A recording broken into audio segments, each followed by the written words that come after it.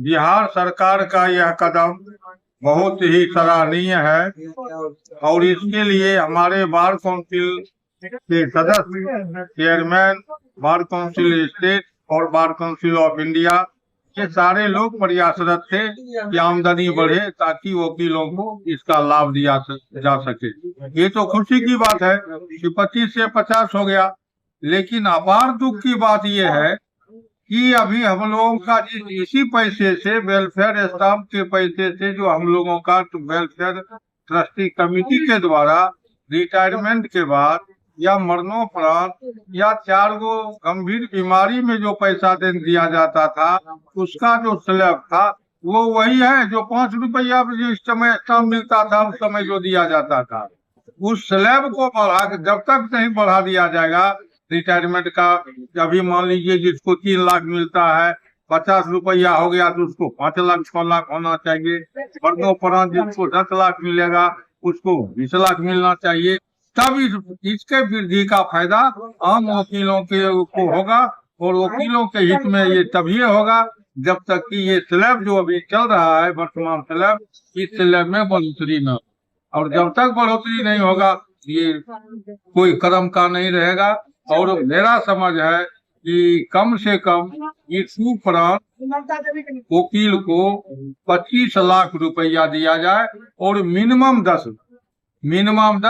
और 25 अधिकतम।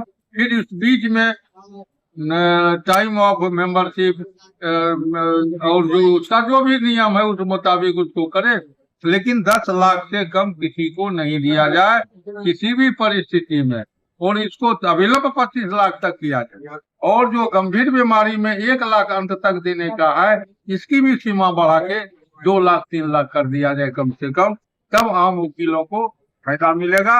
हम सरकार और बार काउंसिल से भी आग्रह करेंगे कि इस दिशा में ठोस कार्रवाई किया जाए।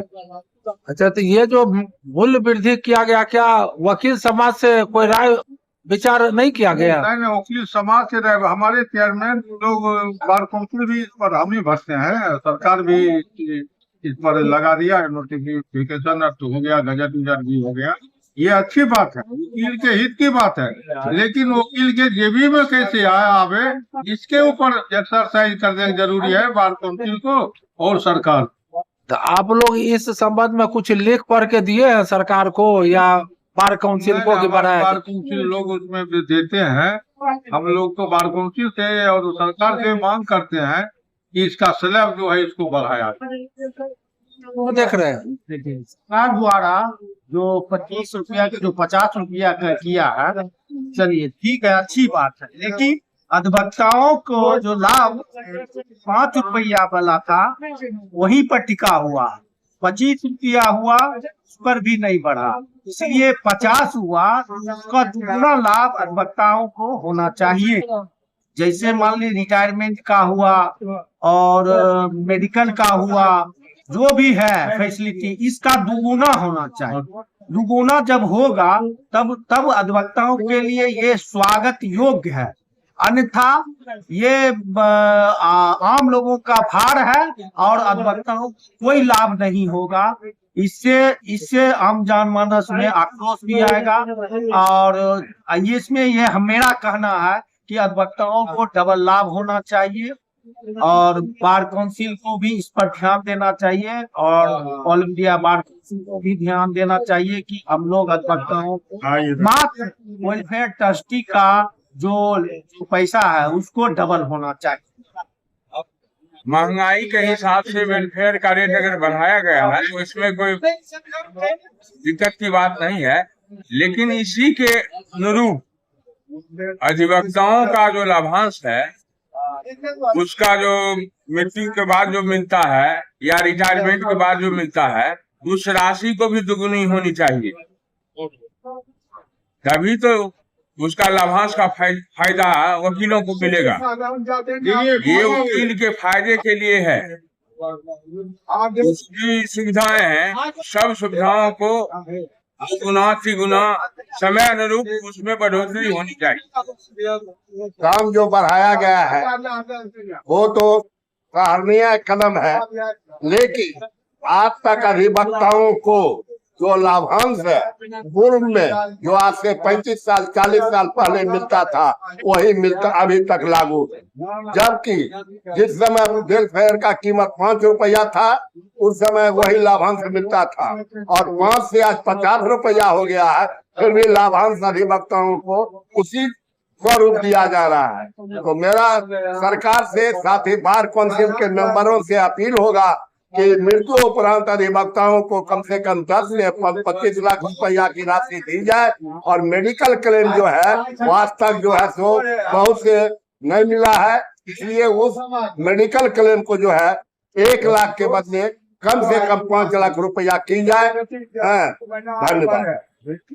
जैसे हम अधिवक्ताओं को कोई लाभ नजर नहीं आ रहा, कम से कम घोषणा जो हुआ इसके साथ साथ बिहार सरकार बीच बीच में घोषणा करती थी कि हम वकीलों को पेंशन देने जा रहे हैं, हम वकीलों का भविष्य निधि जो है इलाज खर्चा जो है आयुष्मान के तर्ज पर देंगे।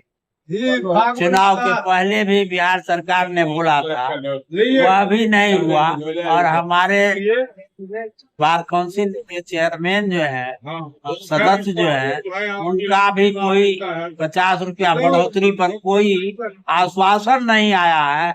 इससे हम अधिवक्ताओं के बीच निराशा नजर आ रही है। वेलफेयर स्टाम्प की दर में जो वृद्धि की गई है इससे हम अधिवक्ताओं को किसी प्रकार का लाभ नहीं बढ़ाया गया है। पूर्व में की भांति अभी भी डेथ क्लेम और मेडिकल क्लेम वही दिया जाता है। रिटायरमेंट के बाद अधिवक्ताओं को भी उसी की रकम में भी वृद्धि नहीं की गई है। इसलिए सरकार से आग्रह आती है, निवेदन है, आग्रह है कि वेलफेयर स्टाम्प पढ़ने के बाद हम लोगों का भी डबल किया जाए, वृद्धि किया जाए मेडिकल क्लेम में, डेथ क्लेम में और रिटायरमेंट में भी वृद्धि किया जाए।